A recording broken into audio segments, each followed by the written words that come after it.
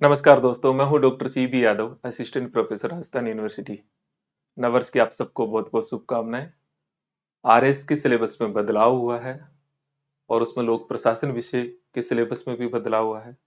आप सबसे एक लंबा और गहरा रिश्ता रहा है सिविल सर्विसेज के विद्यार्थियों से, और स्पेशली पब्लिक एडमिनिस्ट्रेशन के पार्ट को लेके, इंडियन पॉलिटी और एडमिनिस्ट्रेटिव एथिक्स के पार्ट को लेके। और पिछले 15-20 साल की सफर में मैंने हमेशा कोशिश की है कि ईमानदारी से कि सिविल सर्विसेज के विद्यार्थियों को जितनी यथासंभव मेरे विषय पे मेरी ड्यूटी बनती है वो मदद करूं। और उस संदर्भ में जब भी कुछ ऐसी चीज आती है तो मैं अपना एक व्यू रखता हूं। तो आज भी इसी परिप्रेक्ष्य में मैं कि जो लोक प्रशासन के पार्ट पे ही मैं बात करूंगा कि जो विषय में जो बदलाव हुए हैं उन बदलावों को आपको किस तरह से देखना चाहिए, वो बदलाव क्या है, और उन सब पर आप तैयारी की जो पहले से विद्यार्थी जो तैयारी कर रहे हैं वो अपनी रणनीति में क्या बदलाव करें, और उनके साथ साथ जो नए विद्यार्थी है वो उसे कैसे देखें। स्टडी मटेरियल में किस तरह से पब्लिक एडमिनिस्ट्रेशन के भीतर आप नया स्टडी मटेरियल खोजें, और उन सब के भीतर मैं क्या मदद कर सकता हूँ आप सब लोगों की, और मेरी अपनी क्या कार्य योजना है, इसके बारे में हम इस एक संक्षिप्त वीडियो पे चर्चा करते हैं। तो दोस्तों देखिए, क्या होता है कि अ, मैं जब भी मेरे लिए कभी भी जब आप लोगों के लिए वीडियो बनाता हूँ, बात करता हूँ, तो मैं चाहता हूँ कि उसमें बहुत ही सादगी हो। उसमें कोई ऐसे बड़े बड़े जो फोटो और ऐसा कुछ ना हो। मैं सीधे और सरल शब्दों में आपसे कि आप क्या समझे, कैसे देखें, और बहुत अनौपचारिकता भी हो हमारी इस पूरी बातचीत में, ये कोशिश रहती है। तो जो नया सिलेबस पब्लिक एडमिनिस्ट्रेशन का आया है उसमें क्या चीज है, पहले तो हम देखें तो पुराने सिलेबस में से क्या चीज हटा।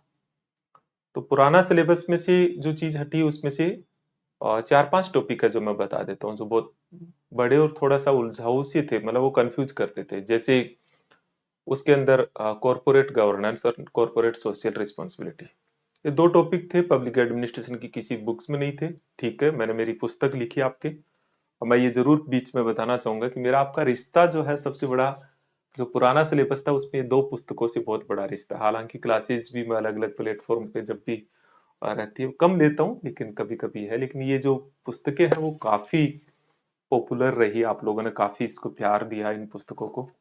और पिछले 2020 के बाद में शायद ही ये 5 नंबर का और 10 नंबर का सवाल था, वो एक क्वेश्चन बताना, मैं आपको ये कहता हूँ कि इनसे बाहर है। लेकिन मैं वापस बात को वहां लाता हूँ कि जो बदलाव हुआ उसमें एक तो कॉरपोरेट गवर्नेंस और कॉरपोरेट सोशल रिस्पॉन्सिबिलिटी, ये दो टॉपिक हमारे लोक प्रशासन में थे ही नहीं सीधे तौर पे। हम कभी कभी इसे गुड गवर्नेंस और उससे कनेक्ट करके देखते थे, लेकिन ये दो टॉपिक थे, ये हटा दिए।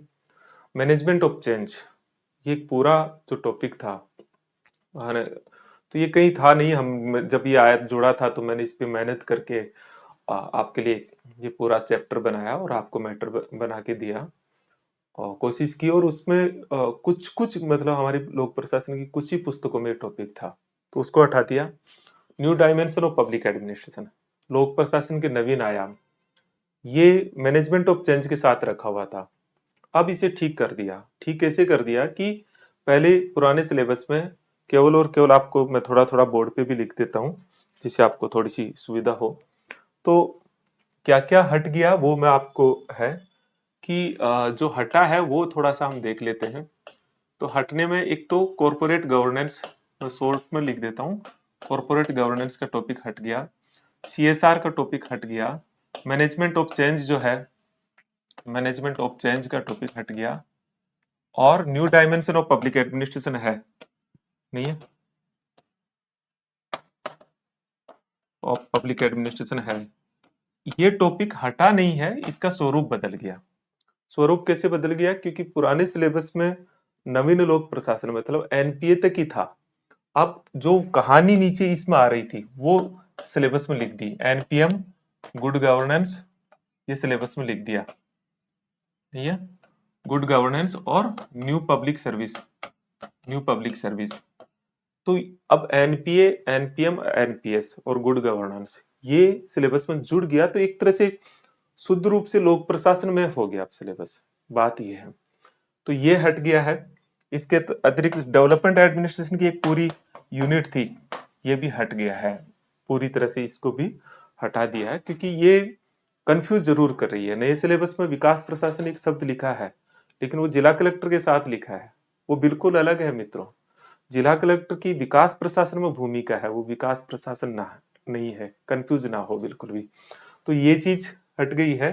तो ये सारे पार्ट जो है डेवलपमेंट एडमिनिस्ट्रेशन, सीएसआर और ये सब चीजें हट गई है। एक बहुत बड़ा पार्ट था पहले जो ओवरलैप कर रहा था, वो था foundational values of civil services और एटीट्यूड। तो ये जो टॉपिक था, नहीं है एप्टीट्यूड एटीट्यूड, ये चूंकि एथिक्स में भी था, इसको हटा दिया। तो एक तरह से बहुत सारा ऐसा पार्ट जो ओवरलैप हो रहा था वो हटा दिया। नया क्या जुड़ा है वो हमें देखना है। नया ये जुड़ा है कि फर्स्ट यूनिट के भीतर मैंने अभी आपको बताया कि new dimension of public administration के जो टॉपिक थे, जो पहले क्लियर ही नहीं थे स्टूडेंट को कि पढ़ना क्या है, आप उसमें नवीन लोक प्रबंधन, good governance, new public service, ये नया जोड़ दिया है उसके भीतर। फिर क्या था कि पुराने सिलेबस के भीतर थी कि एक टॉपिक लिख दिया था, वो था कि अप्रोचेज ऑफ पब्लिक एडमिनिस्ट्रेशन। अब ये बहुत कंफ्यूज करता था, क्योंकि अप्रोचेज को जब आप पढ़ोगे लोक प्रशासन की पुस्तकों में, मैंने जब ये सिलेबस जुड़ा था तो बहुत अच्छे से क्लियर किया कि इसके दो मीनिंग होते हैं। एक होता है अध्ययन के उपागम, नहीं है, जैसे होता है कि केस स्टडी अप्रोच है, हिस्टोरिकल अप्रोच है, आपका फिलोसॉफिकल अप्रोच है। तो ये पुस्तकों में ये मिलता है, लेकिन उसका मतलब ये नहीं था। उसका मतलब था कि लोक प्रशासन की थ्योरीज है वो अभी थ्योरीज के स्तर पर नहीं, अभी अप्रोचेज के स्तर पर है। और इसीलिए मैंने इन पुस्तकों के भीतर ये चीज डाली कि इसमें हम classical approach, classical theory, human relation theory, behavioural theory रखेंगे। अब नए सिलेबस के भीतर जो है वो ये विचारक और जो सिद्धांत है, नहीं है, ये बहुत क्लियरली डाल दिया। मतलब अब जो है एक तो वैज्ञानिक प्रबंधनवाद अप्रोचेज में ये आपका जुड़ गया कि वैज्ञानिक प्रबंधन है, इसके साथ साथ ह्यूमन रिलेशन थ्योरी है, व्यवहारवाद है, व्यवहारवाद है, और इसी की तरह साथ साथ जो है संरचनात्मक प्रक्रियात्मक उपागम जो टोलकट पोर्शन और उनकी है, और पारिस्थितिकी स्ट्रक्चरल फंक्शनल उपागम, ये नया पार्ट है, संरचनात्मक प्रक्रियात्मक उपागम। और एक रिक्स का जो है इकोलॉजिकल मॉडल अप्रोच है, वैसे उपागम ये भी नया डाला है। तो एक तरह से ये बड़ा पार्ट है, जो बड़ा पार्ट नहीं है, बेसिकली पुराने सिलेबस के भीतर ये क्लियर नहीं था, अब इसे एक पूरी सेपरेट यूनिट बना दी। और पुराने सिलेबस में जब हम पढ़ाते थे तो क्लासिकल अप्रोच में टेलर भी के साथ साथ हम मैक्स वेबर भी बताते, हेनरी फ्योल भी बताते, मोनेरेले भी बताते, गुलिकंड उर्विक भी बता रहे थे, और कहीं से भी पूछ ले कोई क्लियर नहीं था। अब नए सिलेबस में इसमें केवल टेलर को मतलब वैज्ञानिक प्रबंधनवाद तक सीमित कर दिया। ओके, अब आती है जो बड़े चीज जोड़ी है, वो बड़ी चीज चार जोड़ी है आपको, और वो सबसे मतलब इंटरेस्टिंग है, और मुझे बहुत अच्छा लग रहा है कि पूरा लोक प्रशासन का कोर पार्ट आ गया। और लेकिन आपके लिए थोड़ी चिंता की बात तो नहीं है, थोड़ा यह कि सिलेबस बढ़ गया है। नंबर एक, एडमिनिस्ट्रेटिव बिहेवियर नया पार्ट जोड़ा है। एडमिनिस्ट्रेटिव बिहेवियर एक पूरी की पूरी पूरा का पूरा पेपर चलता है हमारा, पूरा पीजी के भीतर। देखो ये पूरी बुक है, संगठनात्मक व्यवहार या प्रशासनिक व्यवहार, लेकिन उसमें तीन टॉपिक है, एक है लीडरशिप है, एक कम्युनिकेशन है, और एक मोरल मनोबल है। एक मोटिवेशन भी रहता है, वो फिर आपका बिहेवियरल वाले टॉपिक में है। तो कुल मिला के सिलेबस में तो ये पूरी यूनिट आ जाती है, क्योंकि एक बिहेवियरल वाले पार्ट पे चला गया। तो एक बड़ी यूनिट है वो है प्रशासनिक व्यवहार। दूसरी बड़ी यूनिट है वो है कंपैरेटिव पब्लिक एडमिनिस्ट्रेशन। पूरी बड़ी यूनिट है, आप देखेंगे तो ये एक पूरी पुस्तक है टीएन चतुर्वेदी की, बहुत सारी आती है, बीएल पड़िया की, टीएन चतुर्वेदी की, सुरेंद्र कटारिया की, और भी कई पुस्तकें आती हैं।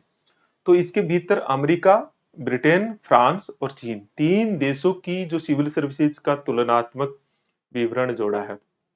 और मुझे लगता है कि ये बहुत बड़ा पार्ट है और बहुत जरूरी भी है। जरूरी क्यों है? क्योंकि लोक प्रशासन को, एक सिविल सर्वेंट को ये कैसे तय करेगा कि मैं जो कर रहा हूँ या मेरे देश की जो सिविल सर्विसेज है उसमें क्या सुधार होना चाहिए, तो उसको कैसे देखे वो, तो उनको देखना जरूरी था, तो वो चीज जोड़ दी है। और इसी के साथ साथ जो है एक पूरी बड़ी यूनिट है वो कार्मिक प्रशासन, पर्सनल एडमिनिस्ट्रेशन, जिसमें भर्ती है, पदोन्नति है, प्रशिक्षण है, अनामता और तटस्थता है, और इसी तरह से आपका सिविल सर्विसेज की कोड ऑफ कंडक्ट, 5 पॉइंट उसके भीतर है। अब चूंकि मैंने सिलेबस को पूरा देख लिया, मैं तो रात दिन काम करता हूँ, तो मेरे लिए टिप्स पे है, आप सिलेबस को सामने रखे। ये जो पूरी एक बुक आती है कार्मिक प्रशासन की, पूरा एक पेपर चलता है, और ये भी नया पार्ट जुड़ा है। और इसके अलावा जो इंडियन पॉलिटी में पहले जो इंस्टीट्यूशंस थे, central state relation, UPSC, CAG, नहीं लोकपाल, ये जो पहले ये पूरा पार्ट था वो इंडियन पॉलिटी में था, वो शिफ्ट कर दिया आपका लोक प्रशासन में। तो 4 बड़े बदलाव क्या हुए वो मुझे लगता है हर स्टूडेंट को जानना चाहिए। एक है बड़ा बदलाव, एक पूरी यूनिट जुड़ी है, वो है एडमिनिस्ट्रेटिव बिहेवियर। ये पूरी बड़ी यूनिट जुड़ी है, प्रशासनिक व्यवहार। और ये बहुत बड़े पार्ट है, नाम सुनने को लगता है लीडरशिप, लेकिन लीडरशिप पर पूरा एक 4-5 दिन का लेक्चर होता है, बहुत सारे अलग अलग मॉडल्स होते हैं, जैसे लाइफ साइकिल मॉडल है, कंटिजेंसी मॉडल है, नए लीडरशिप की स्टाइल्स है, जैसे ऑटोक्रेटिक है, आपका डेमोक्रेटिक है, लेजिस फेयर या फ्री रेन स्टाइल लीडरशिप है। तो ये सारे मॉडल के साथ जो लीडरशिप है वो काफी बड़ा टॉपिक है और इंटरेस्टिंग भी है। एक लोक सेवक लीडर होता है तो होना ही चाहिए। ऐसी कम्युनिकेशन है, कम्युनिकेशन में जो पूरा एक मॉडल है, टेलीफोनिक मॉडल है, कैसे वो काम करता है। इसी तरह से अलग अलग जो उसके जो फ्लो बनते हैं वो है, उसके सामने चुनौतियां हैं, साइबरनेटिक्स है। तो कम्युनिकेशन बड़ा पार्ट है। मोटिवेशन और मोरल एक साथ आता है, लेकिन मोटिवेशन बहुत बड़ा पार्ट है, उसमें बहुत सारी थ्योरियां है। मैस्लो की है, हाइसबर्ग की है, रेंसिस लिंकर्ट की है, आपका इसी तरह से हाइसबर्ग, मैस्लो तो आ ही गया, मैग्रेगर है, एक्स वाई थ्योरी है। तो काफी बड़ा पार्ट उसका आ जाता है, तो बड़ा पार्ट है। तो एक तो ये आपको थोड़ा देखना है, इसका मैटर कहाँ से हो, तो देखिए बुक्स तो बहुत सारी बुक्स है, जैसे सुरेंद्र कटारिया की एक लोक प्रशासन सिद्धांत और व्यवहार है। एम लक्ष्मीकांत की एक पुस्तक है जो आईएएस प्रीलिम्स के लिए लिखी गई है, लेकिन बहुत अच्छी है। इसी तरह से रूम की बसु की पुस्तक है मेरे पास, अभी जस्ट तो थी, अभी शायद इधर उधर हो गई है, वो एक पुस्तक है। ये विद्युत चक्रवर्ती की एक पुस्तक है, लेकिन इनमें नहीं जा सकते हो, क्योंकि आप कहीं एक जगह देखेंगे। तो मैं कुछ ही समय में आपके लिए, जैसे ये किताब है, तो मैंने ये सिलेबस के अकॉर्डिंग जो पहले यूपीएससी के खूब जब बड़े हाँ लिखवाते थे, पूरे सिलेबस करवाता हूँ, तो उनमें ये पार्ट है। तो आपको उसमें कैसे मॉडिफाइड करके उसकी कौन कौन सी हिस्सा दिया जाए, ये मैं थोड़ा होमवर्क करता हूँ, और फिर आपके लिए निश्चित तौर पर इस पे एक अच्छी पुस्तक में लेके आऊंगा, पूरे पार्ट की एक, लेकिन पुरानी पुस्तक से काफी बड़ी होगी, क्योंकि ये बड़ी यूनिट है। दूसरा है वो है कि कंपैरेटिव पब्लिक एडमिनिस्ट्रेशन, सीपीए। ये बड़ा पार्ट है। अमेरिका में जैसे इसमें इंडिपेंडेंट रेगुलेटरी कमीशन है, अमेरिका का बहुत इंपॉर्टेंट है। O&B है, ऑफिस ऑफ बजटिंग, जो अमेरिका का काफी बहुत इंपॉर्टेंट है। तो उनके संदर्भ में है। ब्रिटेन की सिस्टम में जैसे व्हीटले कमिटियां हैं, तुलना है जैसे अमेरिका की भर्ती, ब्रिटेन की भर्ती, फ्रांस की भर्ती और चीन की भर्ती, 4 देशों की तुलनाएं हमें देखनी है।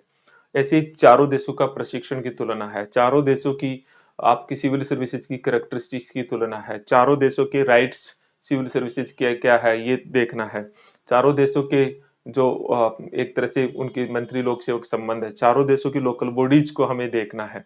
तो ऐसा है कि अलग अलग देशों का पढ़ना, साथ साथ में तुलना पढ़ना और उनकी भारत के साथ तुलना करना। मैं इस छोटे वीडियो में इससे ज्यादा नहीं बता पाऊंगा, लेकिन जब हम चर्चा करेंगे तो देखेंगे। इसका मैटर मैंने आपको बता दिया, टीएन चतुर्वेदी की पुस्तक सबसे बेस्ट मानी जाती है इसमें। लेकिन आप जो है इतनी मेहनत कर पाएंगे, मुझे थोड़ा लगता है कि डराने वाला है, मैं पढ़ूंगा, ये मेरा काम होता है। हम जैसे लोग एकेडमिशियन पढ़ते रहते हैं, आप भी पढ़िए, अच्छी बुक है, लेकिन जब आप तुलनाएं देखेंगे तो इस पुस्तक के लास्ट में आप देखेंगे, मैं आपको एक चीज बताता हूँ थोड़ी, मैं क्या मदद कर सकता हूँ। इन पुस्तक के लास्ट में, इसमें तो नहीं है, कटारिया की पुस्तक में है। इसमें लास्ट में सारणी दे रखी है जिसमें ये देखो, ये तुलनाएं हैं। आप इनकी आप देखोगे अलग अलग देशों की तुलनाएं दे रखी है, और ये बहुत शानदार चार्ट होता है, लेकिन ये तब भी काम आता है जब आप लोग पूरा समझ रखें। और तीसरा बड़ा यूनिट जो है, मतलब 2 यूनिट तो हो ही गया, कि ये 2 यूनिट हो गया, एडमिनिस्ट्रेटिव बिहेवियर हो गया, कंपैरेटिव पब्लिक एडमिनिस्ट्रेशन। तीसरा है पर्सोनल एडमिनिस्ट्रेशन। पर्सोनल एडमिनिस्ट्रेशन, कार्मिक प्रशासन। इसमें भर्ती, प्रशिक्षण, तटस्थता, नामता, पदोन्नति और कोड ऑफ कंडक्ट, ये पूरा एक पेपर चलता है, लेकिन बहुत इंटरेस्टिंग है। वैसे पहले पुराने आरएस के सिलेबस में भी ये स्टाफिंग में आ जाता था, लेकिन अब चूंकि ने बहुत क्लियरली दिया है, तो ये एक बड़ा पार्ट है। इसमें जो एम लक्ष्मीकांत की पुस्तक है, जो आईएएस प्री के लिए लिखी गई थी पहले सब्जेक्ट वाइज, उसका मैटर सबसे ठीक है। और सुरेंद्र कटारिया जी की जो पुस्तक है वो मैटर ठीक है इसके भीतर। और मैं लिखता हूँ, मैंने इस पे ये पेपर में पीजी में पढ़ाता हूँ, तो मेरे अपने नोट्स और चीजें जो यूपीएससी वालों को करवाए हुए हैं, तो मुझे तो खैर मेरे अच्छे लगते हैं, मैंने मेहनत करता हूँ उनमें, मेरी त्याग तपस्या छुपी हुई रहती है। लेकिन फिर भी आप देखेंगे कि मैंने चीजों को बहुत सरल करने की कोशिश करता हूँ। एक विद्यार्थी को एक शिक्षक क्या कर सकता है, बहुत सरलता से चीजों को परोस करके उन्हें डराया नहीं। अभी मैं पुस्तकों से डरा नहीं रहा मित्रों, ये मैं बस बता रहा हूँ आपको कि आपकी जानकारी हो। इसमें इग्नू के नोट्स भी अच्छे हैं। इग्नू के नोट्स तो आप हर किसी में देख सकते हैं, और ऑनलाइन भी आपको मिल जाएंगे, आप डाउनलोड कर सकते हैं, तो वो भी है। लेकिन इग्नू के नोट्सों के साथ प्रॉब्लम ये है मित्रों कि वो जो नोट्स है वो मतलब बहुत डिटेल से होते हैं, तो काम की बात निकालना में मेहनत होती है। समझ बनाने में मैं ये मानता हूँ कि इग्नू के नोट्स बेस्ट हैं। तो ये भी एक है। तो ये 3 यूनिट है। एक चौथी यूनिट रिप्लेस की गई है, वो है जो public administration in India. Public administration in India, और इसकी तो आप देखेंगे इतनी मोटी मोटी किताबें होती हैं। अ, ये, हमारे सीनियर प्रोफेसर है रमेश के अरोड़ा जी, रजनी गोयल जी, उनकी पुस्तक काफी अच्छी है इसमें। लेकिन ये इसमें ज्यादा नहीं है, एक सेंट्रल स्टेट रिलेशन है, यूपीएससी है, सीएजी है, तो हर पुस्तकों में मिल जाता है। लेकिन इनका एनालिटिकल पार्ट देखना पड़ेगा। 2 चीजें अब रिप्लेस कर दी, जो 2 एक्ट थे पुराने सिलेबस में, लोक सेवा गारंटी कानून और जन सुनवाई का कानून जो था 2012, ये दोनों को हटा दिया। और जो स्टेट वाले में एक शब्द प्रॉब्लम कर रहा था, वो था एडमिनिस्ट्रेटिव कल्चर इन राजस्थान, तो उसको हटा दिया। तो कुल मिलाकर के ये सारा अगर आप सामने रख करके देखो, मैं क्यों, मेरे पास देखो, अगर आप देखोगे तो मेरे पास ये सारा पार्ट ये है। मैं क्यों नहीं बता रहा, मैं इसलिए नहीं बता रहा ये, क्योंकि मैं चाहता हूं कि आप जब भी वीडियो देखें तो सामने सिलेबस रख के फिर देखें, आप खुद उन्हें देखें। मैं जैसे बात कर रहा हूं, क्योंकि ये आप देख देख के बात करेंगे ना तो आपकी कमांड नहीं बनेगी, तो ये कीजिए। तो अब लास्ट में आता हूं कि एक बड़ा बदलाव लास्ट में जो हुआ है, वो 2 नंबर वाले सवाल हटा दिए, अब 5 नंबर वाले और 10 वाले हैं शायद, है ना, 150 शब्दों का कर दिया। ये मैं मानता हूं सबसे इंटरेस्टिंग चीज है। और ये अब एक विद्यार्थी जो सिविल सर्विसेज की तैयारी करता है, वो सिविल सर्विसेज की ही तैयारी करे, वो रट्टू ना बने। अभी तक जो मार्केट के भीतर जो नोट्स बिक रहे थे, उनकी सबसे बड़ी वजह यही थी इनके पीछे कि बस ये रट लो और इनमें से कुछ आए छाप दो। 150 शब्दों के क्वेश्चन में आप ऐसा बिल्कुल नहीं कर सकते। अब यूपीएससी पैटर्न पे है, 150 शब्दों में आपको अपनी क्रिएटिविटी और जान लगानी पड़ेगी, आप आपके भीतर वो स्किल डेवलप करनी पड़ेगी। क्वेश्चंस जो होंगे वो इतना इंटरडिसिप्लिन देंगे, तो आप छाप नहीं सकते, छोटे सवालों में छाप सकते थे। और मैं मेरी पुस्तक के लिए मैंने कहा भी है ये बात कि ये 2 नंबर वाले सवाल थे, उनमें मैं गारंटी नहीं लेता था, गारंटी तो किसी की भी नहीं ले सकते, लेकिन कॉन्फिडेंस के साथ कह सकता था ये बात कि 100 शब्दों वाले और 50 शब्द वाले बाहर नहीं रहेंगे, कभी नहीं रहा। लेकिन अब मैं 150 शब्दों के लिए बहुत कुछ जो एरियाज है उनका हम गेस लगा पाएंगे, कि अगर मान लीजिए कि मैं लोक प्रशासन में 20-25 क्वेश्चन अगर आपको तैयारी करवाता हूं, तो निश्चित तौर पे उनमें जो क्वेश्चंस आएंगे वो मैक्सिमम क्वेश्चंस कवर हो जाएंगे उनकी प्रैक्टिस में।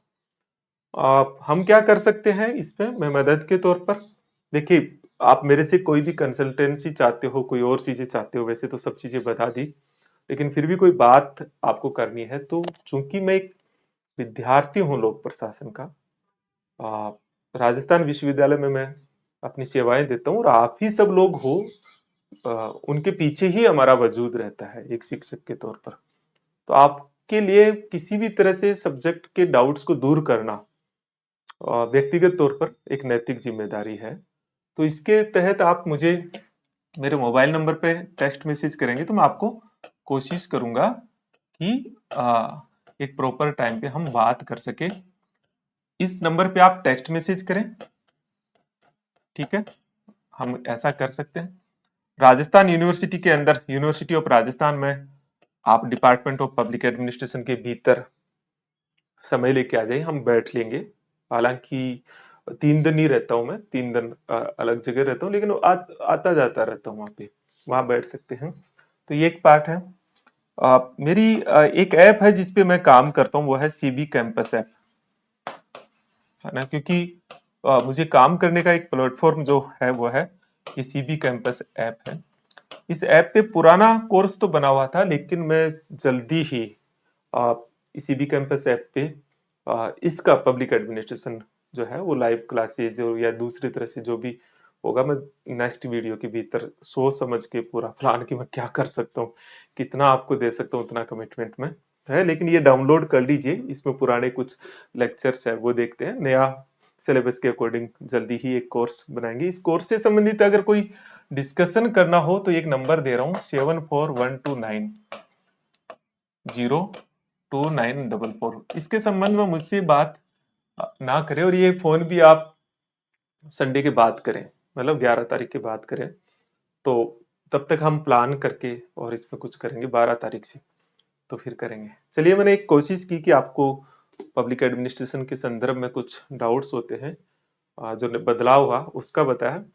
एक बार दोबारा से सार रूप से बता देता हूं कि नया part administrative behaviour, comparative public administration, personnel administration, एक पार्ट शिफ्ट किया है good governance, new public service, और ये चीजें जोड़ी गई है। तो ये कुछ बदलाव हुए हैं, इसमें बड़े पार्ट बदलाव हुए हैं। पुराने सिलेबस की तुलना में नया सिलेबस लगभग 50% ज्यादा है, लेकिन अब चूंकि 2 नंबर वाली टेंशन नहीं है, इसलिए जम के आप तैयारी करें। मेरा अंतिम मैसेज क्या है? अंतिम मैसेज ये है कि लोक प्रशासन का जो सिलेबस है वो शुद्ध रूप से थ्योरेटिकल है, इसलिए आप लोक प्रशासन विषय से ही मोहब्बत और प्यार करें, एज ए सब्जेक्ट इसे आप तैयार करें। इतना मैं विश्वास दिला सकता हूँ कि ये विषय बहुत ही इंटरेस्टिंग है, आपके व्यक्तित्व को भी निखारता है, और जब आप इसे तैयारी करेंगे तो लगेगा कि बहुत ईजी है। मतलब मुझे तो, मैं तो एक साइंस का विद्यार्थी था, यहाँ आया इसी विषय का बन के काफी हद तक रहा। आपको बहुत ही इंटरेस्टिंग लगेगा ये सारी चीजें, इस पूरी जर्नी में आपको आनंद आएगा। तो हम चूंकि इस विषय की तैयारी आप करेंगे तो निश्चित तौर पे आपका और मेरा रिश्ता तो लंबा रहने वाला ही है।